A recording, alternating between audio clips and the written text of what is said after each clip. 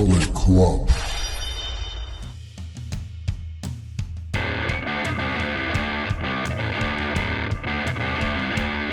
Welcome back to the channel. If you've missed before, welcome to the channel. If this is your first time with us, this is Allin Presents.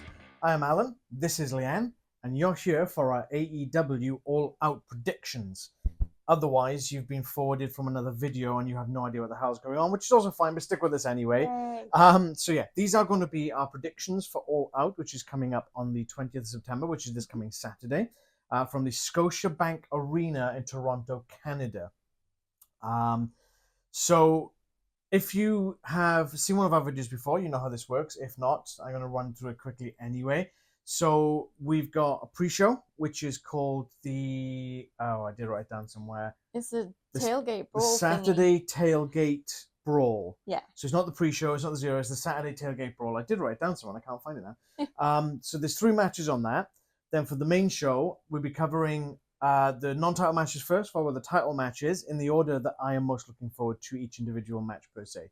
It's really difficult because most of the matches on this are absolutely incredible matchups, and it's going to be great. WrestlePalooza has no chance, but we don't talk about WWE anymore because it's just gone just crap. To be we blunt. don't talk about WWE except to throw a little shade every now and Throw a little shade every now and again. I mean, they counter-programmed All Out with WrestlePalooza. They brought AJ Lee back. They brought Brock Lesnar back. They brought Cody Rhodes back. And it's like, tell me AEW isn't competition to you without lying to me, because they are competition and you just don't want to admit it. Anyway, so we're not going to talk about WWE. We're talking about the good product. We're talking about wrestling, not sports entertainment, wrestling. This is AEW. So there's 13 matches, if I remember rightly, with the count. So 1, 2, 3, 4, 5, 6, 7, 8, 9, 10, 11, 12, 13 matches, including the Tailgate Brawl. So I'm going to try and get through this fairly quickly, just because I don't want this going to an hour and a half long. Because as I've alluded to previously, we're not sponsored by anyone. We don't get paid for any of these videos. This is a project. This is a side project. There's something we like to do, something we want to share with our friends, our fans, people who do want to see our predictions and whatnot. And it's because we love AEW. We both have full-time jobs. Literally got home, watched Dynamite, or September to Remember in this particular case, which is 3 hours this week. Recording this, going to bed to get up to work tomorrow. Yeah. So it's a bit, yeah. So if we do miss something, or it seems quite sloppy is not the word I want to use, but it feels quite quick or not necessarily as in-depth as other channels or other videos go, that's why. We just basically we need to fit this into our other life schedule, and that's why it can be a bit hectic and a bit nuts. So, as I said, we're going to cover the Tailgate Brawl event first, which is the pre-show. I didn't actually catch what time they're starting, but I get the feeling it's 2 hours before. The last couple have been an hour and a half before. I'm not 100% sure on that one, I'll be honest. So, as I said, we've got 3 matches on there. 0 title matches, but that's fine. So the first match we're going to talk about is Samoa Joe and Powerhouse Hobbs of the Ops, and they're taking on Anthony Henry and JD Drake of the Workhorsemen, or rather the Workhorsemen, because there's only 2 of them. The first thing we got of any inkling of any build-up to this match was during the main event of September to Remember last night, aka Dynamite technically, when they showed the graphic on the screen. Yeah. Okay. Cool. I mean, that's fine. You've got a really deep roster. You've built up every other match on the card pretty much. You don't necessarily need to have anything else. They can have a pass on this. If you want to feature Joe and Hobbs, and maybe JD Drake and Anthony Henry are from ROH, because that's where they're predominantly based at the moment, go for it. Why not? It's a pre-show. It gets exposure. Who gives a damn, you know? At least they're doing wrestling on the pre-show. Oof. That's all I've really got to say about that one. Yeah. I mean, all 4 of these guys are great. Yeah. It's going to be nice to see the Workhorsemen on AEW again. I can't remember the last time I actually saw either of these guys on AEW. It's been a little while. This is predominantly they are on Ring of Honor. Obviously, Joe and Hobbs being 2/3 of the Trios champions as well. Yeah. This is going to be great. 3 really big guys in there with JD Drake, Samoa Joe, and Hobbs. They're going to just absolutely just beat the 7 bells out of each other. Andy Henry's not a small guy by any chance, or by any stretch of the imagination, but he is a little bit smaller, probably a little bit more spry than the other 3. I think it'll be a good match. I think it'll be definitely a good opener. I think this should be the match to actually open the entire thing. Yeah, that makes sense. Have you got anything on this one? I guess there's a chance Hook could turn up somewhere. You watching, maybe? Don't know. Maybe. Maybe. But he did say that he's done with the Ops. He's done with Joe. They basically cut him loose to find Powerhouse Hobbs to go for the trios titles, which fair enough. Hook is injured. There's potential for Hook to be elsewhere. I think. Yeah. Okay. If nothing else, then who have you got winning this one? Probably the Ops. The Ops, yeah. I think they need to stay looking strong. They got stuff to do. Yeah, this is true. Obviously, they're still trios champions.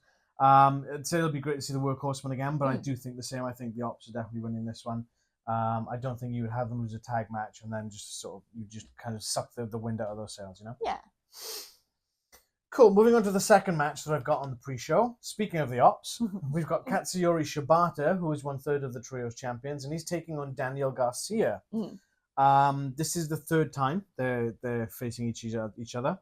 So obviously on the match graphic, I think it's got a 3 on this. Just Garcia versus Shibata 3. There's a lot of interesting stuff going on right now with Daniel Garcia. We don't quite know where his allegiance is lying. He's kind of seemingly turned away from Daddy Magic. Yeah. And is aligning himself with Moxley and the Death Riders. Mm-hmm. I'm not quite sure what's going on with that. Obviously, this kind of leads again into the Ops versus the Death Riders. If Garcia is with the Death Riders, this kind of leads directly into that because he's joining their group to take on the Ops and so forth. Yes. So you could potentially see down the line, if it is true, Garcia, Claudio Castagnoli, and Wheeler Yuta challenging the Ops for the trio titles. Mm-hmm. It's I don't quite know where they're going with Danny with this one. No. And don't get me wrong, this is going to sound really contradictory. I like Danny Garcia, but I also think he's not an interesting character. Yeah.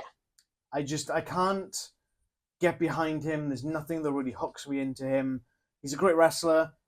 He's missing something. And I think I've mentioned this before in one of the previous videos. He's just missing something for me personally. Yeah. And I just can't get behind him. But if even in the match where he tagged up with Jon Moxley, he was wearing more like combat shorts as opposed to his usual sort of wrestling briefs. Yeah. And they were black. Mm-hmm. And it was like, okay, is this the influence of the Death Riders? Is this the influence of Jon Moxley again? Yeah. But on the other hand of it, is Danny Garcia doing this to infiltrate the Death Riders? Yeah. Could it be a long game? Become a mole to crack them open from within? Mm-hmm. You know, I think this could be a really good story for Danny Garcia if it's done right. Yeah. And I hope it's done right. And that's really all I can really say about it, to be honest. And with this, then again, much like in terms of the last match we just talked about with Joe and Hobbs against the Workhorsemen, we saw promo package build up.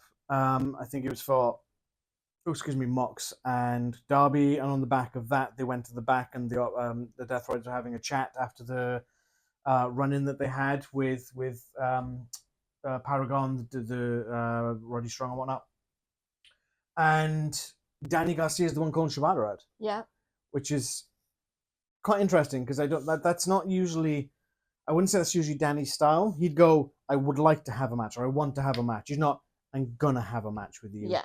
You are gonna be there, and I'm gonna kick your head in, kind of thing. You know, it was that kind of feel to it, that kind of vibe. Yeah, absolutely. So it does kind of feel like he is indoctrinating himself into the Death Riders, I guess, with Pac still being injured as well. Yes. They kind of need someone, I guess. Yeah, need an to extra fill man. that. Yeah, exactly. Yeah, but for such a long time, Danny Garcia has become a whiny, just a bit of a crybaby, and it has gotten really boring.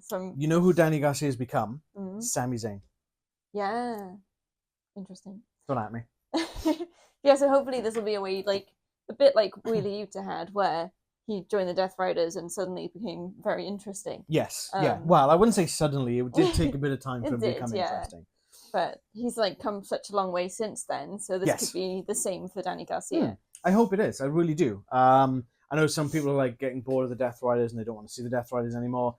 The way they're doing it now with Mox without the title, I think this is better than when Mox had the title. I agree. Yeah, it's definitely a bit more combustible into something. It feels more combustible. Mm-hmm. It's not an entity that can never be beaten anymore. No, it's like anything could happen, but it still works. Yes, it does. Yeah, they still feel quite dangerous and empowering, or empowered rather. Yeah. Even without the title, they don't need that title. Nope.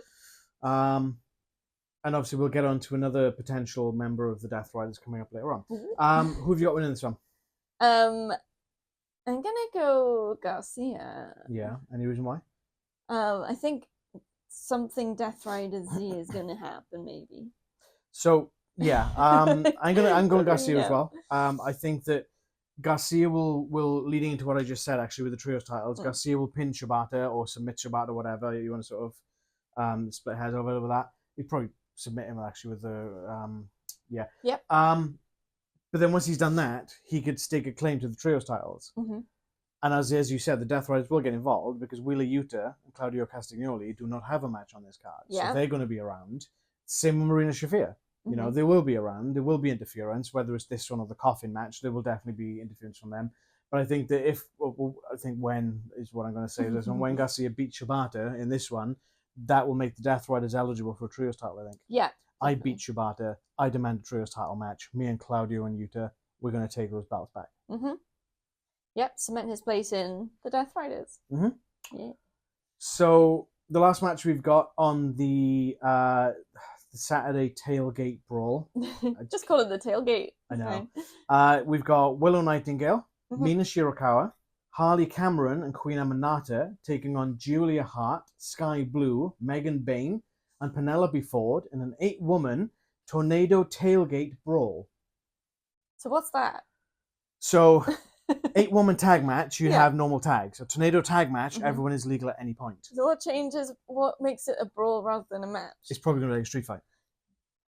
Cool. That's what I've got envisioned in my head. It's tornado rules. Yep. Anything's going to go because it's a brawl, like a street fight. That's what I'm pulling out from this. Awesome. I don't think they've actually clarified the rules particularly per se, but that's what I'm getting from this. So this is kind of ongoing. This is pretty much half of the women's division just involved in this colossal feud with each other, which is honestly I've really enjoyed it. It's been great. Seeing Skye Blue in I can't even remember who she was fighting off the top of my head. It was Toni Storm, wasn't it? In that the street fight that was nuts. There was another one a few months ago that she in. Apparently Skye Blue loves doing the street fight stuff. Julia's obviously had her fair share of street fights. Megan Bayne, she's just a powerhouse on her right, and Penelope Ford's getting back into the swing of it. Willow, obviously no stranger to street fights. Mina, I'm not entirely certain. I can't remember her being in street fights, but again, my memory's not best. I can see her in a street fight. I think she'd absolutely love it, yeah. Harley Cameron, she's no stranger to that. And Queen Aminata's probably... But she did have that one with Tackler, didn't she? Yes, yeah. He did on September to Remember. No holds. But, yeah, I'm really looking forward to this. And again, there's not much to say about this. Well, there is a lot you could say about this. But like I alluded to earlier, I don't want to have to go through the entire thing because I'd have to go back and literally do like 6 weeks, 8 weeks, 9 weeks of taking notes of everything. A board on the back with all string going everywhere to try and tie everything together. Exactly, yeah. And that's you know, it's you want the nuances. Basically, it's a massive ongoing feud. Tekla's not involved because she's in the women's title match later on. Chris Statlander's not involved because she's also in the women's match later on. Those are the only two really missing from this brawl that have been previously engaged in this. But yeah, I think this is going to be nuts. Yeah, and you know what? Even though there is like a lot of build-up and various like threads of storyline coming into it, you can still enjoy this match, I've no doubt, without any of that. I think that if you're just watching the pay-per-views, it's going to be it's going to be fun. Yes, really good. And the best thing about this, all 3 of these matches are going to be free. Yeah. YouTube. I think it's on Facebook. It's probably going to be on Twitch or something. Yeah, I don't know. Various platforms, isn't it? Because this is a pre-show. Google it. This is your last kind of. This is your think of it as a warm-up band. Yeah, it's trying to persuade people to buy the pay-per-view, isn't it? Yeah, exactly. Yeah. Have you got anything else to say about this one? It's gonna be good. It's gonna be great. I think. Who you got? Oh gosh, hang on. Is it 2 teams now, or are they all together? It's 2 teams. 2 teams. So Willow, Mina, Harley, and Queen Aminata versus Julia, Skye Blue, Megan Bayne, and Penelope Ford. I'm probably gonna go Team Willow. Team Willow? Yeah, or Team Mina, I'll say. Team Mina. Team Mina. Any reason why, or? Something about just the chemistry of it. I don't know. It feels like it's a bit of an instinct guess, I suppose, rather than anything educated. I can see it going that way. Potentially. It could go either way. It's one of those, isn't it? I think I'm a bit torn. The multi-woman match at Forbidden Door did see Megan Bayne and Triangle Madness go over. So I'm kind of leaning more towards Team Willow, but I really want Team Triangle to win. Well, you got a desired result if you want to use it on the pre-show. I'm gonna go Team Julia or Team Triangle at the moment. Okay. And then I may flip that to my desired result when I'm editing. I don't know yet. I haven't really thought about my desired result yet, to be honest. Yeah, that's what I'm going to go for the time being, and we'll see where I go from there. But that's going to be great. Yeah, definitely. This card is so big, I had to get a separate bit of paper to write notes on. It's ridiculous. That's something for Rags to sit on if he turns up. He probably will. I forgot how big this notepad is too. So that leads us on then to the main event itself, which has 10 matches in total. My friend Richard from work would say this requires 2 nights. No, it doesn't. No. Just stop putting filler in. Job done. Who needs filler? You can put ads in a match if you really want. Well, like WWE do. Well, Slim Jim tables and all that. Yeah. Let's not go down that route. Was the Fruity Pebbles, the cereal, Cinnamon Crunch? Something with the mascots. But... well, no, all over the ring thing. It was ridiculous. Yeah, it's nuts. Anyway, so as I said, we're going to go to the non-title matches first, followed by the title matches in the order that I'm most looking forward to. So first up, we've got the Hurt Syndicate versus Ricochet and the Gates of Agony, or GOA. I'm still going to call them Gates of Agony because GOA sounds weird. So Hurt Syndicate were in a triple threat match of Forbidden Door. We were there, by the way. We were a Forbidden Door. And it was with Brodito and FTR. Yes. And during that match, 3 masked assailants in hoodies and masks came out, started beating up the Hurt Syndicate. The fight went to the back, or sort of towards the back. They unmasked it to Ricochet and the Gates of Agony. Hurt Syndicate obviously get brawled to the back, and they end up losing their titles. This all kind of stems from when Ricochet was talking to MVP about the Hurt Syndicate and potentially wanting to possibly be a member of the Hurt Syndicate, and MVP was like, ha ha ha ha, nope. I think he still feels a little bit butthurt over that a little bit. Yeah. So I think this kind of where it's all stemming from, per se. Obviously, Ricochet finds his own couple of guys in Toa Leona and Bishop Khan, who are imposing specimens, to say the least, in the Gates of Agony. And obviously, they decided to take his revenge back, take his pound of flesh, as it were, out of MVP and the Hurt Syndicate. So I am a little surprised that Cedric Alexander did not come over to AEW. I think he signed with TNA. Okay. Obviously, if anyone sort of followed her business in WWE, it was MVP, Cedric Alexander, you had Shelton Benjamin and Bobby Lashley. So in this particular instance, it's MVP as the third man for the Hurt Syndicate. I like MVP, don't get me wrong, but he doesn't wrestle full time. Is he the weak link in this match? Could be. For Team Syndicate, you know? Bishop Khan, Toni Leona, and Ricochet, all prime athletes. MVP he's getting on a bit, you know, he doesn't wrestle full time anymore. Not in his prime. He's not in his prime, and I think he'd even agree to that himself. You know, because his better years are behind him. Yeah, if he was still in his prime, he'd still be wrestling. Absolutely, yeah, and he does wrestle now and again, but it's definitely not full time. So I think Hurt Syndicate definitely go into this with a disadvantage. Yeah. But I mean, that's we had Bobby versus Toa Leona last night. Ricochet beat Shelton Benjamin on Dynamite a couple of weeks ago. You had Bobby went over to Toa Leona last night, and an MVP did actually break his cane over Ricochet's back. He did. And Ricochet, fair play to him, that was one hell of a sell job. Ricochet is great at selling. Ricochet is just great, full stop. Yeah. How did WWE drop the ball so hard with this guy? I mean, that's pretty much it for the build-up. Again, this is the first match to talk about because something has to be the least looking forward to, right? Yeah. And it has to be something, and unfortunately, it has to be this right now. It doesn't necessarily mean it's going to be a bad match. I think it's going to be a great match. Any thoughts? I think the way they've set it up with the matches that have led up to it is sort of telling a very even story, which really makes it difficult to choose a team. It kind of does. Very difficult. Who you got, though? I think I've got to go Hurt Syndicate. Yeah. It's very, very hard to vote for Ricochet and everything. He's so good at being a heel. Well, they're all bald, aren't they? Most of them. Well, Bishop Khan and totally on right, but it's the bald is the majority in this match. Hurt Syndicate, the bald. I might call them the Bald Syndicate. We bald people. I never knew that chant again. You will. Yeah. Yeah, so, I go with that. Yeah. So there's no actual reasoning to it, or I feel like they're still overall, I think, stronger. I think MVP is going to be more a red herring. Him being the weak link will be a red herring. He's smart enough to balance that out. Yeah. So I'm going to Hurt Syndicate. I'm wondering if, even though Cedric Alexander has joined TNA, MJF is no longer part of the Hurt Syndicate. That very short, fleeting moment he was in there. But what if MVP's playing a blinder here and he's got someone in the wings waiting to come in to join, and we just don't know it yet? Maybe. So he'll come out and be like, oh, you thought I was going to be in the match?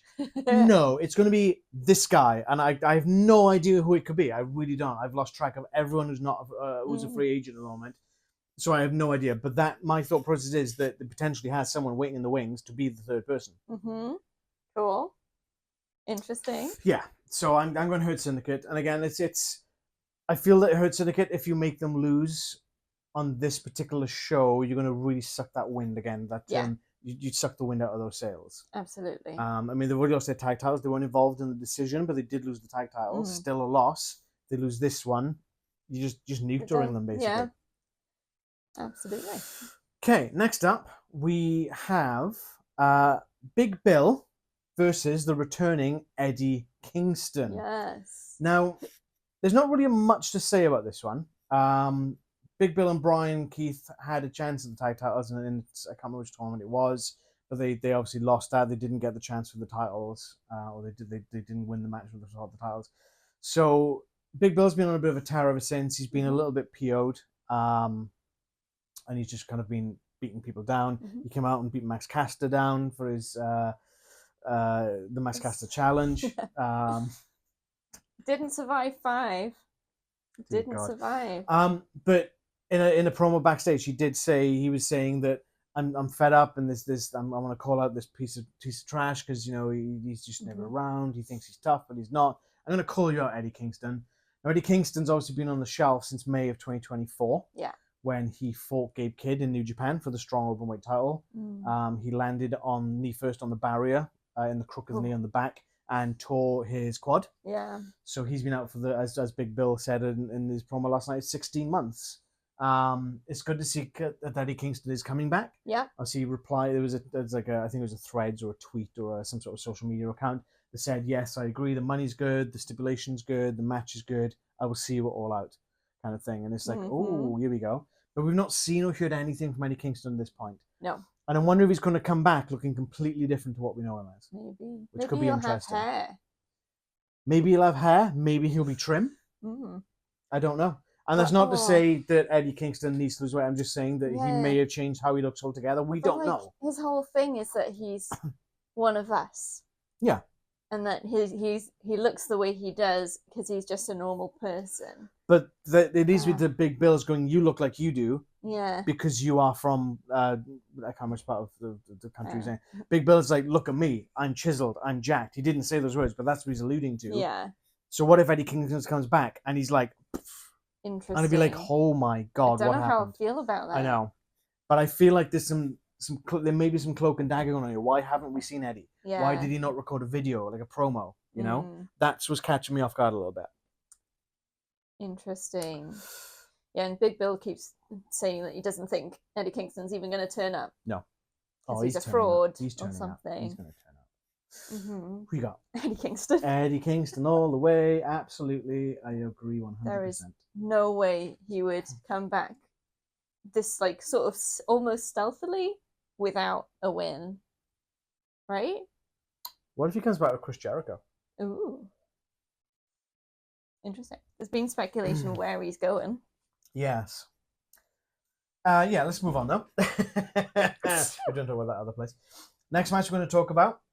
It's a shame this one's not coming after Hurtsnick actually because it leads into that. It's MJF and he's taking on Mark Briscoe. Yeah. In a tables and tacks match.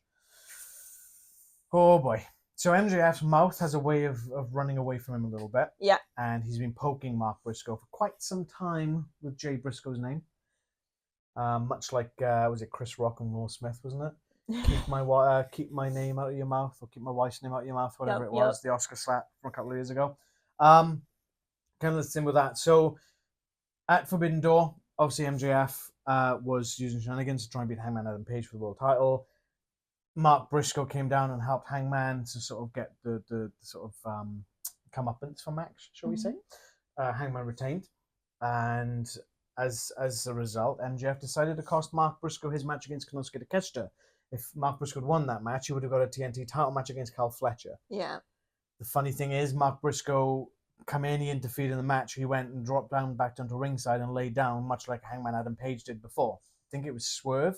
I'm not 100% sure on that one, but I'm pretty sure it was Swerve he did it with. Mm-hmm. So that was interesting. Yeah.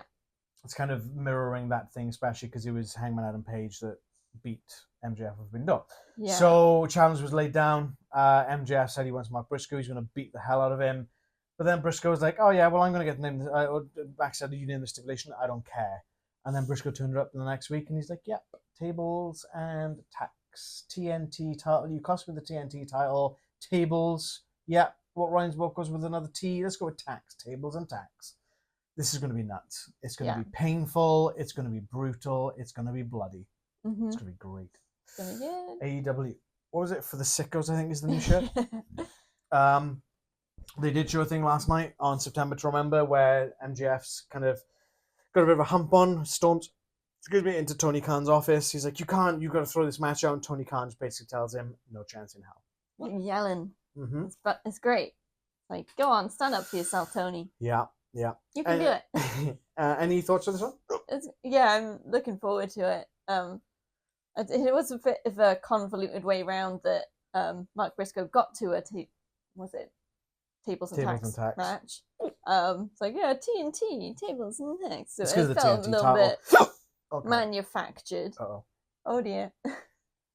It's because of the TNT title match you lost, isn't it? Yeah, but it's like a bit. I'm sure there's something else you could have done. So it felt a little bit manufactured, I guess. But it's partly the way he speaks. Yeah. So it's fine. And there's 9 kids? Yeah. They did have a little preview slot with a lot of thumbtacks in the ring. Yes.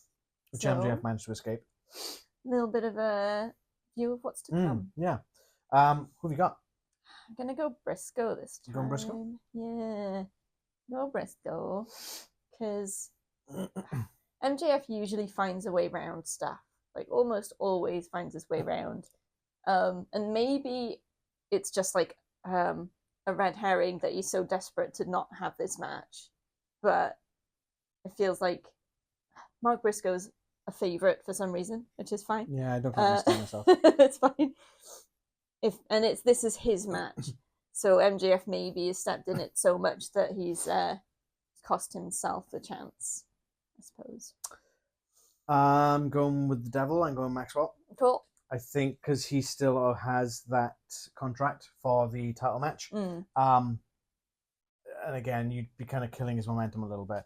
Briscoe can lose matches and he'll still be cheered. He'll still be seen as a valid threat to anyone. MJF, if he starts losing too many matches, I think you're going to suck that whole momentum out of him. Yeah. And it just won't go anywhere from that. But he does need to go on his honeymoon. He does. I mean, who's to say he doesn't win the match by shenanigans? Yeah. And then goes on a honeymoon. Like, screw this, I'm taking a week off, I'm taking a couple of weeks off, whatever, and then he comes back and then uses the contract and challenge, But I think MJF's going to retain it. He's going to pull something out. He's going to have something in his back pocket easily, guaranteed. Mm-hmm. Next up, then, we've got the team of Cope and Cage, or Cage and Cope. Cage and Cope. And they're taking on FTR with Big Stoke in their corner, obviously. So this is an ongoing thing from when FTR turned on Copeland and they pile drived him, they concertoed him, they put him out of action for a few months. Obviously, anyone who's obviously been keeping on the product, so last month at Forbidden Door, we had Cope and Cage versus, it was supposed to be Nick Wayne and Kip Sabian. Mm-hmm. Nick Wayne's unfortunately got some sort of injury. We don't know what the injury is at this particular moment in time. They haven't said anything, actually. I haven't seen him for the last month. But Killswitch came back. We've got Kip Sabian and Killswitch lost against Cope and Cage. Mm-hmm. Or Cage and Cope. And obviously, it was kind of like you scratch my back, I'll scratch yours for Christian. Christian's still emphatically a heel. Yeah. And he's just doing what is best for Cage, for Christian Cage. So he said to Copeland, look, you help me with my problem with Nick Wayne. I'll help you with your FTR problem. This is now the second half of that particular promise, shall we say. So there's been many wars of words back and forth. Stoke gets no hose, apparently. It kind of led to the face-to-face last night in the ring, which broke down superbly. Dax got his looked like either his lip or his nose was bust open. I think it was his nose. We think it was flowing. Christian slammed the mic into him. Yeah. It was like, yeah, you know what? was it for $50,000? Yeah, that's chump change. $100,000 chump change to me because I'm rich. Smack, and they both kind of dived him in. All the security then ate all the finishers. It was nuts. Yeah. I just want to see someone get their hands on Stokely again and just take out Stokely. Yeah. Absolutely. But like, there's no denying that even in their current, how can I put this? Current age group that they're in, Cope and Cage are still two of the best to do it. They're still two of the best to go in the ring today. Absolutely. And especially as a tag team. You know, they worked really well at Forbidden Door. I thought it was a really good match. Yeah. FTR are quite literally one of the best teams in the world right now, and there's no denying that either. So you quite literally have two of the best teams in the world in this match. And it's going to be so good. So good. I'm so looking forward to this match. Yeah. It's going to be great. Great. I love that Christian Cage has not changed his character back after teaming up with Copeland. Nope. Because that's what kind of in my head is like, oh well, they team up and then they're back to their old selves. But no, he's just kept up the same character. I mean, it kind of leads into Copeland telling him to go find himself. He clearly has. He's decided, and he's still this is me prick, basically. Yeah, that's great. Yeah, it's great. It's fantastic, and I feel that's the best way they could have done it. I think if they'd had Christian Cage change and be like, "Oh, I've had a change of heart," I think he would have cheapened it. Yeah, it would have been like cliche. It's almost like Christian's kind of being forced into it, almost. Yeah. He's reluctant to do it, but he's going to do it because he's a man of his word. Yeah. But it gives them like a whole new canvas, doesn't it, to work with. Because father needs to show all the children what respect and rightful things are, and that's what Christian Cage is doing. He's honoring his word. He made a promise. He's living up to that promise. So thank you for that, Daddy. No.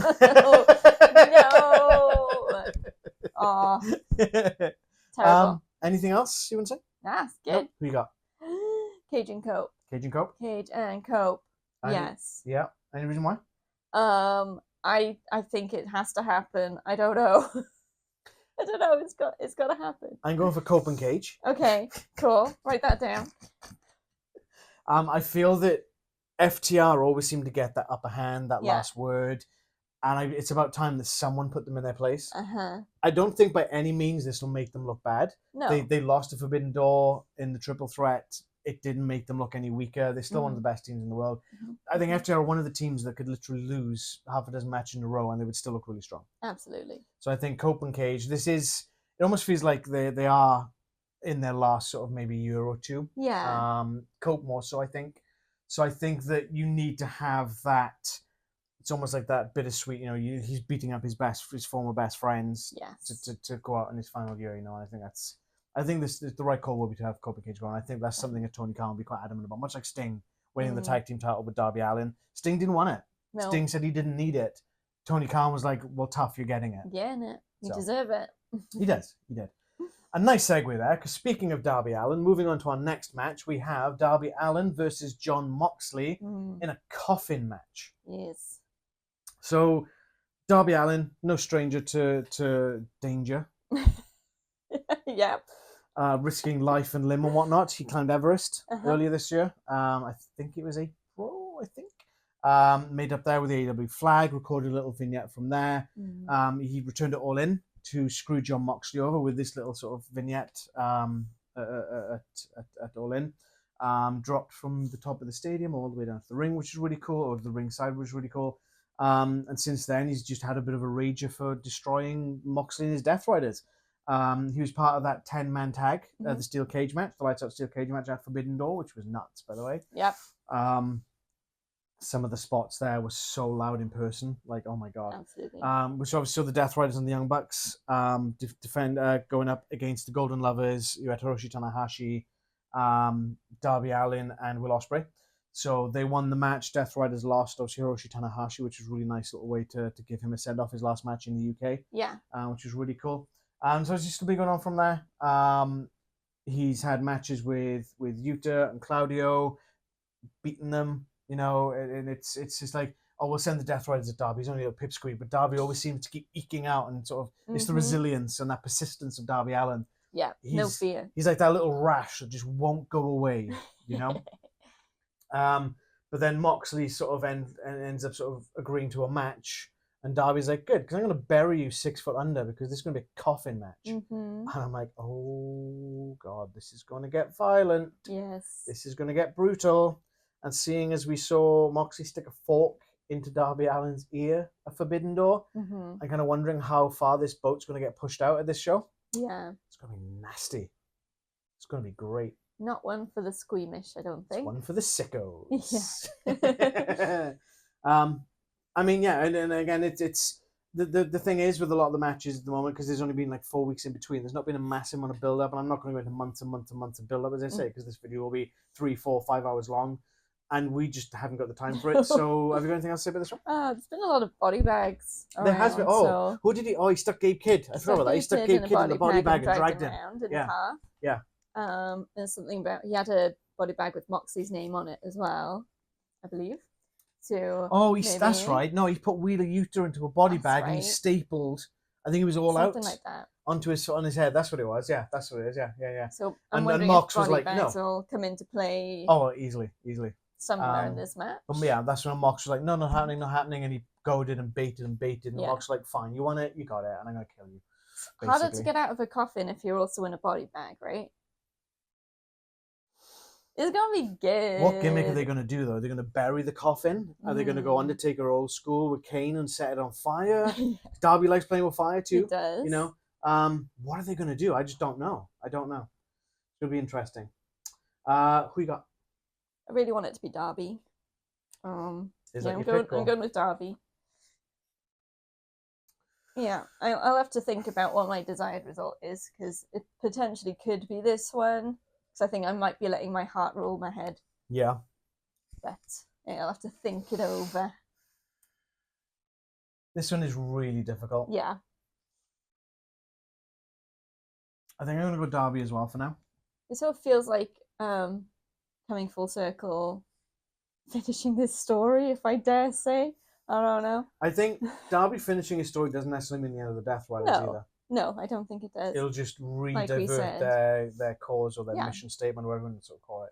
It's like we said, like Moxley's another one that can lose a couple matches and still look strong and stay on top. I mean, he lost at All In by being hung by the Hangman. And that does not make you weak. It just means you don't want to die. Yeah. And with a coffin match, the very same thing could happen with that. It could be something so brutal, so nasty looking that Mox is like, right, I know my limit. I'm giving up. I'm tapping out. And live to fight another day. Yeah, well, it won't be tight. Obviously, the coffin match, you got to put him in the coffin and shut the lid. But yeah. Cool. So that's the last of the non-title matches. Now we're going to move on to the title matches. Ooh. And there's no surprise here that the first of the title matches is the one that I'm least looking forward to. Involves Mercedes Moné defending her TBS championship against the returning Riho. Yay! So Riho, it's been missing for a while. I'm not sure if it's been. I know Hikaru Shida's had some visa issues. So maybe Riho had the same. I do not know. But for anyone who doesn't know, she's the first AEW Women's Champion. Riho. I believe she beat Nyla Rose to win that title. She's like the ultimate underdog. She is. Tiny. She's so small, but damn, she's so quick. She's so good. So Moné was facing Alex Windsor on Dynamite. I think it was a couple of weeks after Forbidden Door, if I remember rightly. And after the match, obviously Moné wins that match because she's still the TBS champion. She's beating down on Windsor. And Riho just jumps out from the crowd and sort of makes the save. Yeah. I believe it was the next week on Dynamite, or it might have been Collision, where they're tagging up. So you've got Riho and Alex Windsor. How long till that gets old? And they're facing off against Mercedes Moné and Emi Sakura. So Emi Sakura is the one who sort of taught Riho. It's like her mentor, her senpai. And Riho got the win. I said to you, didn't I, when we watched that match, I said, I bet you Riho wins this match and she's going to pin Emi Sakura to give her the momentum heading into All Out. It's exactly what happened. And she beat Robin Renegade last night at September to Remember as well. Yeah. Obviously then, after the match, Robin Renegade grabs Riho's leg, kind of stops her going anywhere. In comes Moné, hits her with the backstab or the bankstab, whatever she's calling it in this particular day and age. And obviously standing tall over her with the title to make a point, I guess. Yeah. I mean, that's pretty much the build-up. There's not been a massive amount with this one. I wouldn't say it's been bad, but it's just been a bit knee-jerk and really quick. Yeah, it is quick. Sometimes that's not a bad thing. Nope. Sometimes you're trying to tell a story from one storyline with Moné and Windsor heading into possibly the next few, whatever this is, and you need an intermediary kind of thing going on. which could be drawn from this. Who knows? But I think it'd still be a good match. Yes. Riho's really good. Uh-huh. Monet had a good match with Toni Storm. Yeah. At All In. I think she's getting a bit better. The 4-way at Forbidden Door is really good as well, but obviously that's because you had 3 other competitors as well. And that's, and it's one of those things, she might be getting better. She might be adapting more to AEW style. I have no idea. But she's certainly not as bad as she was. Yeah. Does that mean she's better, or she's just it doesn't better necessarily at hiding mean she's it? I don't good. know. Yeah. She's not She's as bad. just, she's down here. She's now here somewhere, but she needs to be up here. So, okay, who you got winning this one? I'm going for Riho. You going for Riho? I'm going for Riho. I think that if anyone is going to be underestimated by Monet, it's Riho. Mm-hmm. She said when she was watching the match at September to Remember that she'd been watching tapes for weeks, but then was shocked when Riho did a move that she does all the time. So I think she's lying, and I think she'll be caught off guard, and Riho will win, and maybe that'll end up being my desired result, because I'm terrified, because Monet always wins. But I'm going for it. Do you know what I'm going for? Riho? Mercedes Monet. Yeah. I still get the feeling Alex Windsor is going to be the one to beat her. Sorry, okay. Windsor! I think that she's going to be the one to beat her. Okay. I think it'll maybe stew for a couple of months. Yeah. And then she'll come back in and be like, right, that's it. I want to have like a steel cage or a stipulation match of some sort. And that's where Windsor will finally take her down and win the TBS title. I'm just really, really tired of 9 belts, Monet. Is it 9 or 10? I think it's 10. No, it's 9 and she's 9. Looking for 10. Yeah, you're right. It's just winds me up. I know that's the point.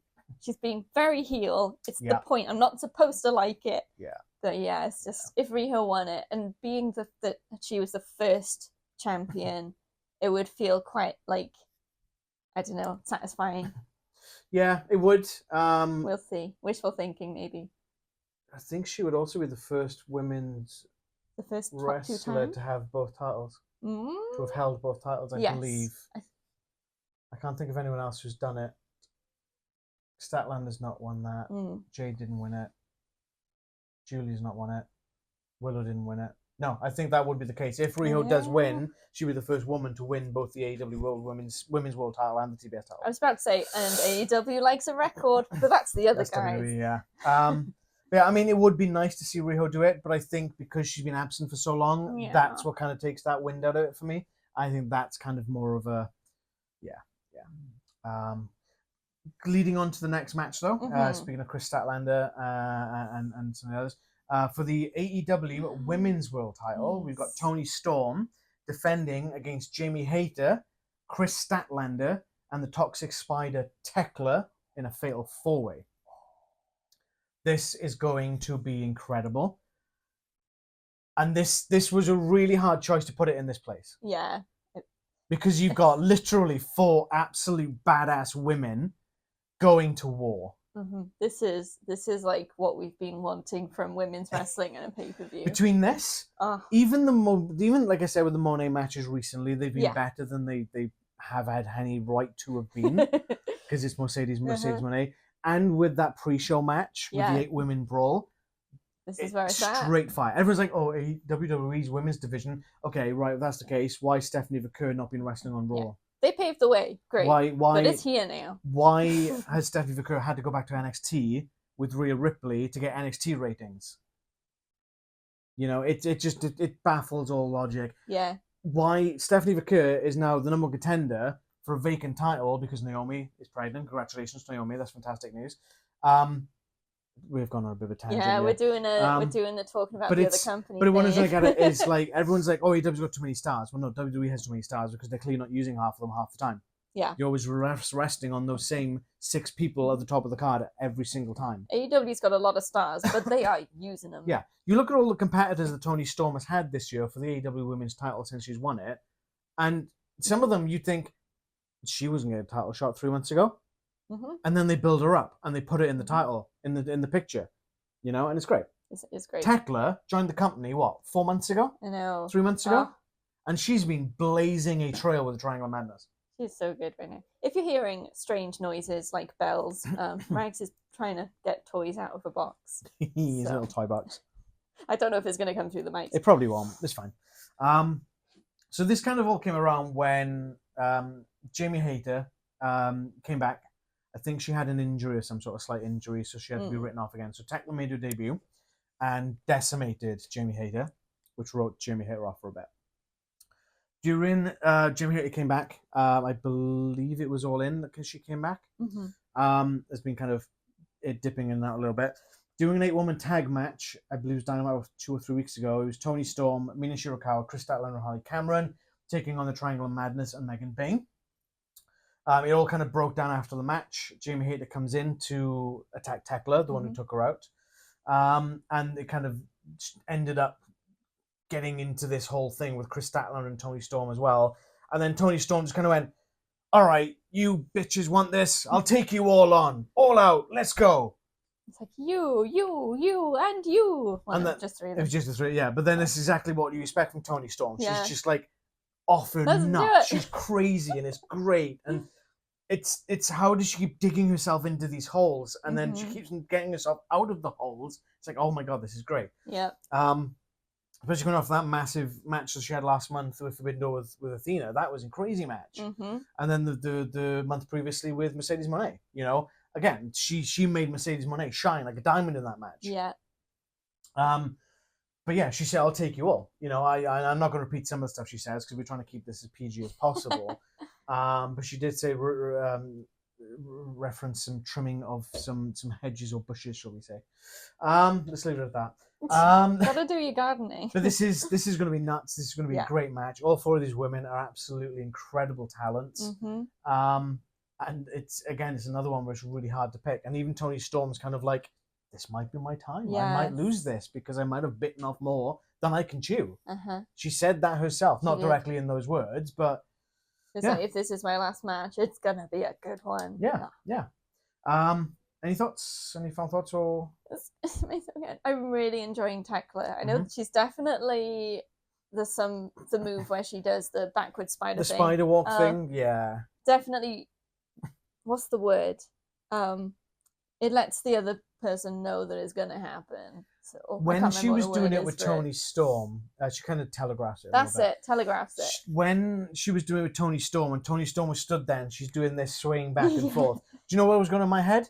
It's like when you play Mortal Kombat, and you just finished the round, and there's waiting for you to input the fatality code, and it's just like, that's what that reminded me of, and it's like, no. Bit. But when she took out Toni Storm and did the spider walk or crab walk, whatever you want to call it, over Toni Storm's carcass, that was great. Yeah. That was intimidating. She's got to use it. She telegraphs it too much. It's like Drew McIntyre. 3, 2, 1. You're shouting it, so yes, the guy can know. But on the other hand of things, if you telegraph something so much, they're going to counter it. Yeah, exactly.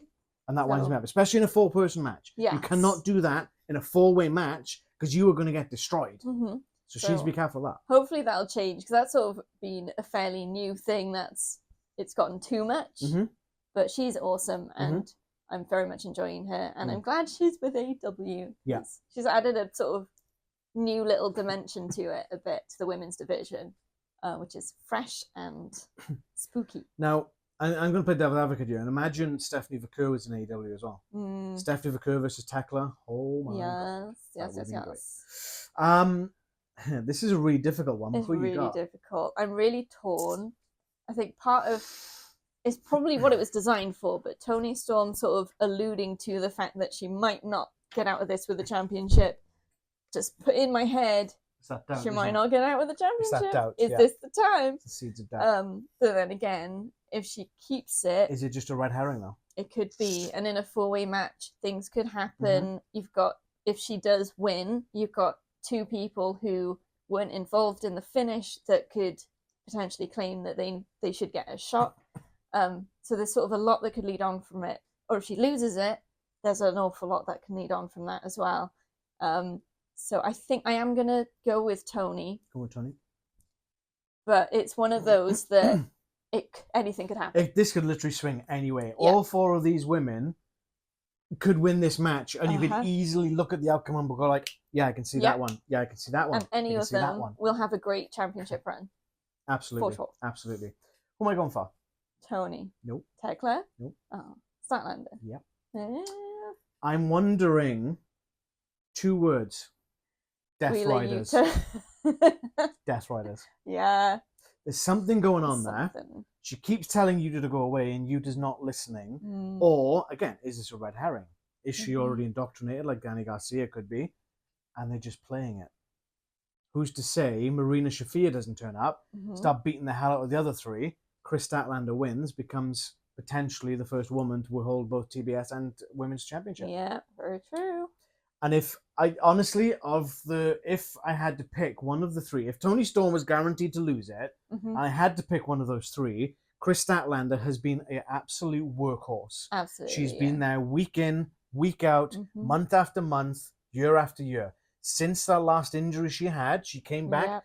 She's been a heel, she's been a face, she's been flipping on both ends of it with this Death Riders thing. She's been incredible all the way through. Yeah. And I think if anyone really deserves it in this match, I got to go with Chris Statlander. Yeah, no doubt. So I'm going to Stat. Cool. It's Saturday Night Fever. Wait. Plus, it's on Saturday night. It is. Max is giving me crazy eyes across the room. Next match we're going to talk about. There's not much build up to the next 2 matches, so this probably will be quite short, but we'll go through many, obviously. Famous last words. So for the AEW Unified Championship, we see Kazuchika Okada defending against Konosuke Takeshita and Mascara Dorada.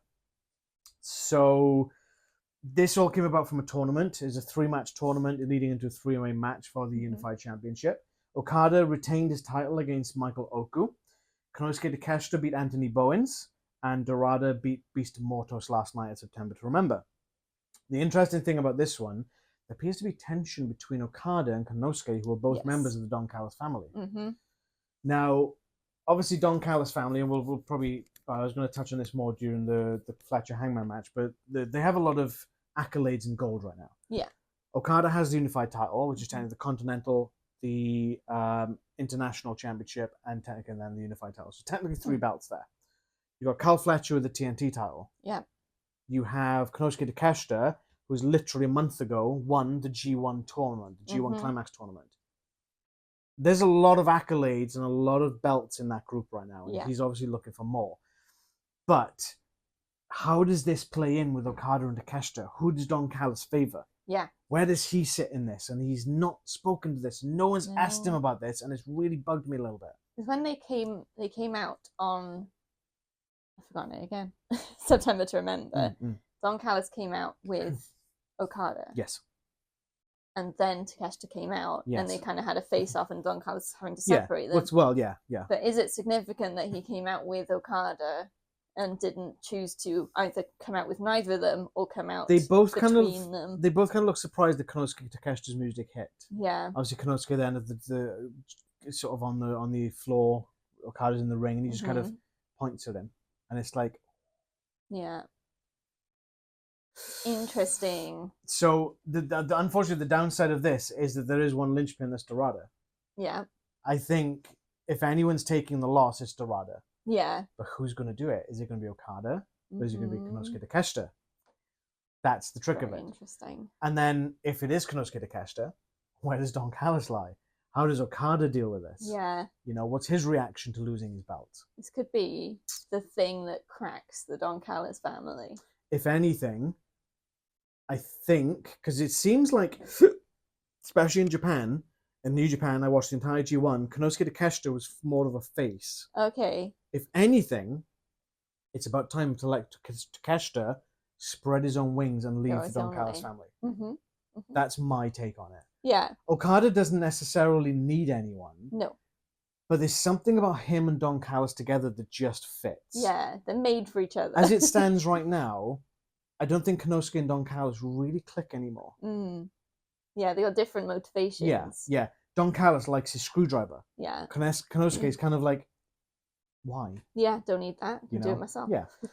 Brings Wardlow into the family Forbidden Door, who unfortunately also got injured during his return. What the hell? He tore his pec.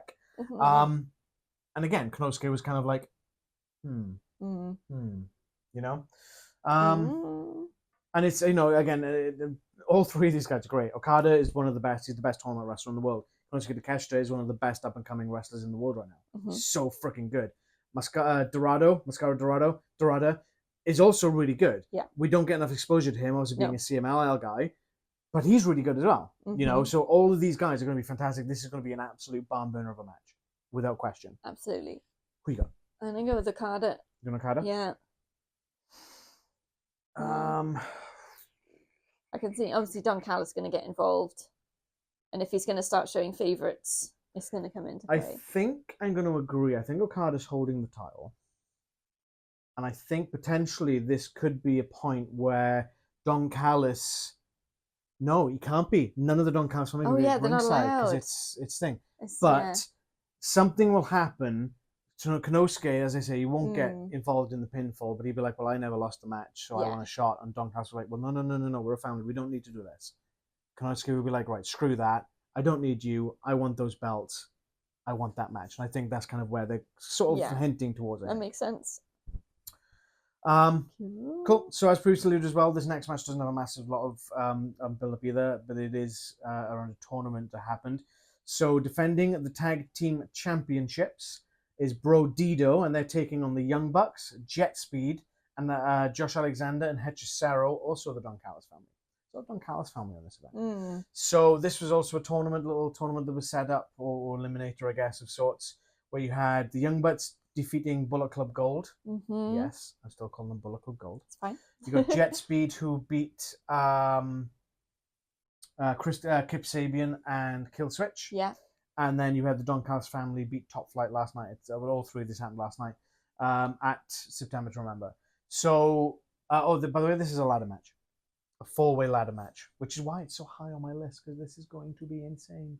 High on your list because they're high up a ladder. And I love ladder matches. Yeah. What can I say? Ladder matches I am a bit of a sucker for a ladder match. There's not really much else to say with this. I mean, Young Bucks, absolutely one of, if not the best tag team in the world right now. Jet Speed, certainly on the way up there. Kevin Knight and Speedball Mike Bailey, their chemistry is crazy. Really good. So good together. And obviously, Josh Alexander, Hechicero, probably one of the more less chemistry kind of teams right now, because they don't team as much as some of the others. I mean, Brodido, Bandido, and Brody King have been tagging for a little bit now, especially at Ring of Honor. If anyone's going to be a weakling, if I had to pick one, it's definitely going to be the Don Callis family in this. Does that mean they haven't got a chance of winning? Hell no, it doesn't. Hechicero's nuts. Josh Alexander's a powerhouse. And it doesn't take, in a ladder match tag team, it doesn't take the full team necessarily to get those belts. So maybe the chemistry, although it helps, it's not the deciding factor. No, it's not. And that's all I've pretty much got on this, because there's not been any, as I say, it's just a quick snap sort of tournament or eliminator kind of qualifying matches. If you got anything else, what you got? I'm going to go Brodido to retain, I think. I haven't got a huge amount in my head to go on, I think. Rex is climbing stuff. Bucks, I think, are probably going to screw themselves out of it, if anything. The whole... They won that 500,000. Yeah. They've kind of been a bit reckless with it. I think that's going to be a bit of their downfall. I think so. They're going to try and pay someone off. It's not going to work out. They're not going to get it, but not because they're not a good team, you know? Yes. So I'm going to go with Brodido to retain. Yeah. I agree. And I think mainly because they've only had it for a month, I don't think they'll flip the titles back that quick. Be careful, because you might end up knocking over some stuff. Tacks is playing with electrics. Yeah, please don't, kiddo.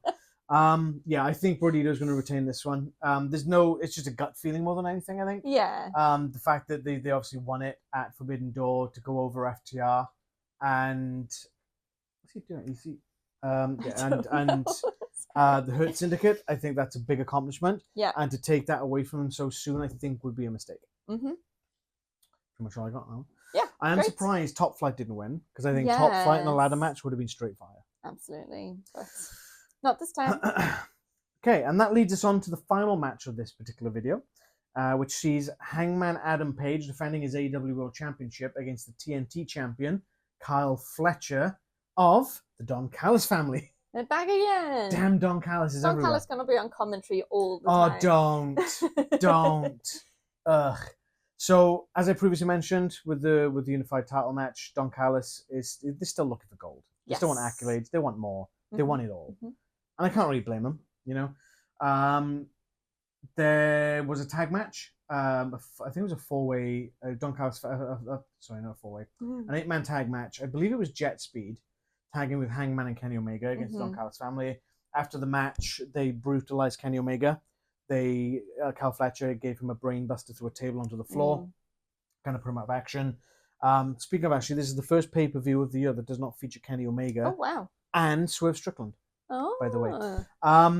So obviously Hangman's kind of already gunning, because obviously they've had a bit of a reunion. They were former tag champs. They're having a bit of a reunion of their friendship and whatnot. And obviously Hangman wants a bit of his pound of flesh from Don Callis family. Yep. So he said he wants a match. Cal Fletcher comes out and he said, yeah, I'll have a match as long as it's for that sort of title. I want that title. Which, fair enough. I can't really blame him. You got to dangle the carrot, haven't you? Yep. Hangman did have a good match with Josh Alexander. Obviously lost that match. Just to throw that. I do want to see Hangman Adam Page and Lance Archer. Yes, I really want to see that would be great. They had a contract signing last night at September to Remember. And the little shock stipulation is that if the Don Callis family get involved, or Don Callis himself, then the match is done. It's a DQ. Yep. And the TNT title is vacated. Yes. So Cal Fletcher will lose the title if any of the Don Callis family get involved. That's such a clever way of actually stopping them interfering. They could still try. They'll still try. They'll still try, yeah. At the end of the night then, obviously you had from the aforementioned tag match with Josh Alexander and Hechicero, it all kind of broke down. Top Flight was there, and Christopher Daniels comes out, Jet Speed come out, all kind of broke down. It all beating up on Christopher Daniels, all the Don Callis family members. Hangman comes out to make the save. Obviously, in his wake, then comes Cal Fletcher. Yeah. Hits him with the belt after a couple of shots from Hangman. He managed to get the upper hand on him, slams him with the belt. He's going for the buckshot lariat, and ends up hitting the same movie on Kenny Omega, the brain buster through the table onto the floor. Cal Fletcher gets in the ring, and he's holding literally both titles, TNT title and AEW World title there. The speculation is, if obviously Cal Fletcher wins this, is he the first person to win the TNT and AEW World titles? I believe he would be. I think that's what they've been saying. I think so. I think so. Again, there's so much rattling around in notes and stuff. It's hard to remember everything. So bear with us if we have missed something or glanced over something. Again, these are notes made today because I have only now had a chance to make notes. We're not professionals. No. And we don't get paid for this. It's not a hint at all. No, exactly, no. But it's the same move that took out Kenny Omega. Yeah. And it's kind of harkening back to that as well. So Hangman Adam Page is on top of his game right now. Absolutely. And he is just flip it from a year, not even 2 years ago when he started this sort of heel turn. Year ago with the cage match with Swerve Strickland and burning the house and all that kind of stuff, to his redemption, to All In, to winning the title back from Moxley. And it's been just such an incredible story. Yeah. On the flip side of that, obviously Cal Fletcher being under the... He's got zoomies now. Okay. Being under the shadow of Will Ospreay, former United Empire members.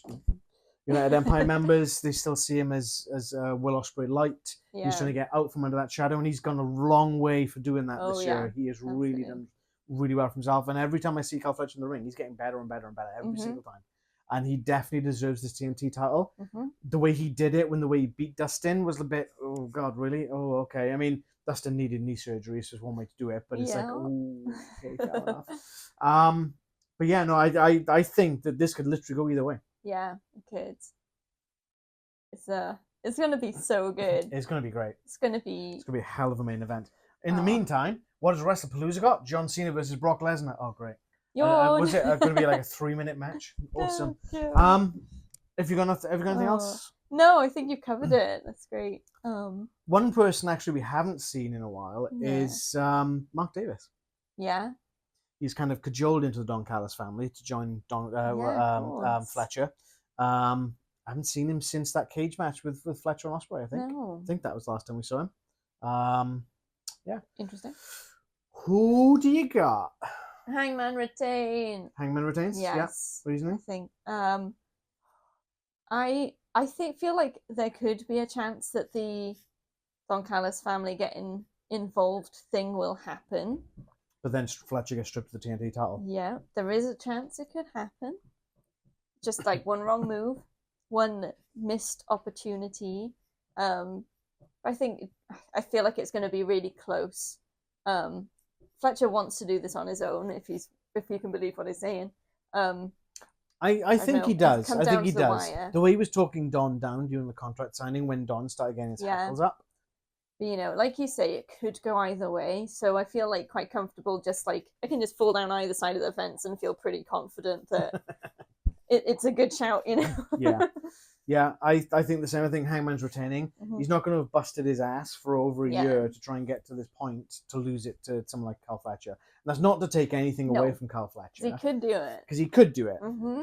But I feel that Carl Fletcher's success mainly comes from the Don Callis family, which is kind of where the credibility falls down a little bit. If it was someone like Okada or Konosuke Takeshita, I'd be umming and ahhing a bit more. Because they don't necessarily need the Don Callis family because they're already established. Yeah. Carl Fletcher is mainly a tag team guy in New Japan. He's come over here, he's cut his teeth on the singles game, and he's doing really well for himself. Yeah. But I think it's a little bit too soon to have him win the world title. Yeah, I agree. Cool. So that's our predictions. Let us know down below what you think. If you agree, if you disagree, just keep it civil, keep it nice. So leading off from that then, what's your least looking forward to match? Oh, I don't know. I like them all.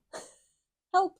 Difficult. Let me just have a little quick look at your notes to remind myself. While you're doing it, look for your favourite match too. I think I know my favourite match. Okay. I think the one I'm least looking forward to is probably the Samoa Joe Workhorsemen, that one. Yeah. Mainly because you haven't had as much build-up to get excited for it. Yeah. I mean, there's been no build-up, so I agree. I agree with that. I think of those, it has to be... And it really sucks I have to put Samoa Joe in this category. And it's not to take away from Joe, Hobbs, Andy Henry, or JD Drake.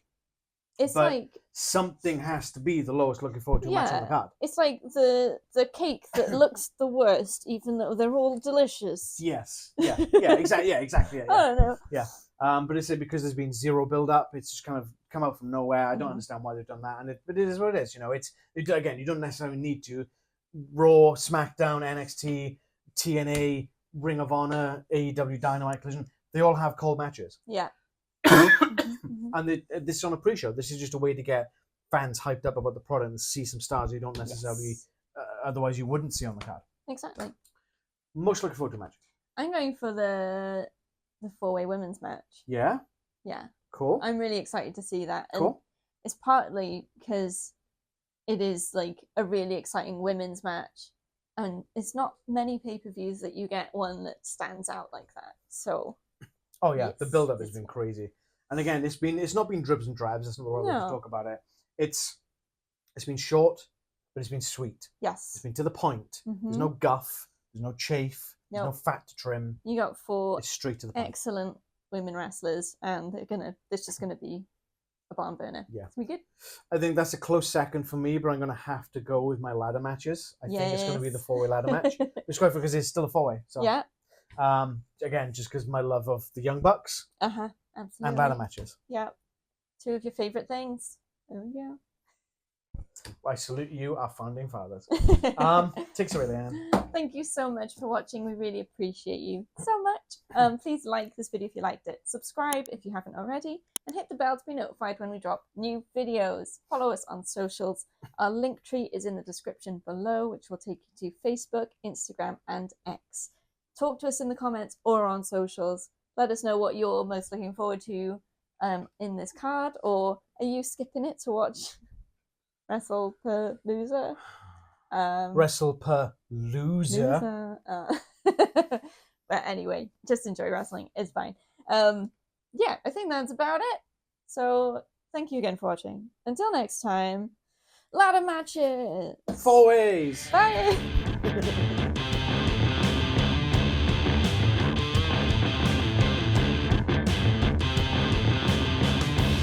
Bullet Club.